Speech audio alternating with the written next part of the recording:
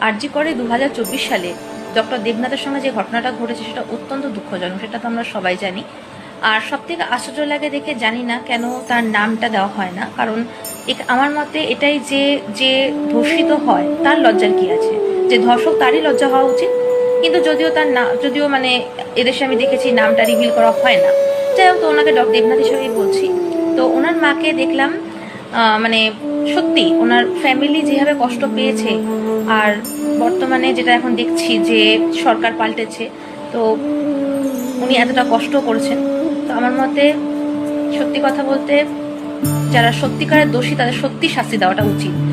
আর সত্যি খুব ভালো লাগলো দেখে, মানে উনি এতটাই সাহসী এবং এতটাই মানে কি বলবো, মানে অনেক প্রতিবাদী, জাস্ট দেখে সত্যি খুব ভালো লাগলো ওনার মাকে।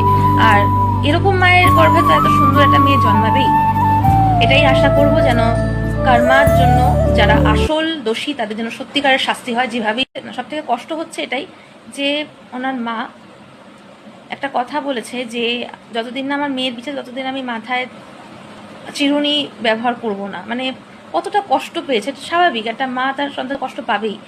তো এটাই যেন হয়, ভগবান যেন এটাই করে এবং সিস্টেম যেন সত্যিকার দোষীদের শাস্তি দেয়।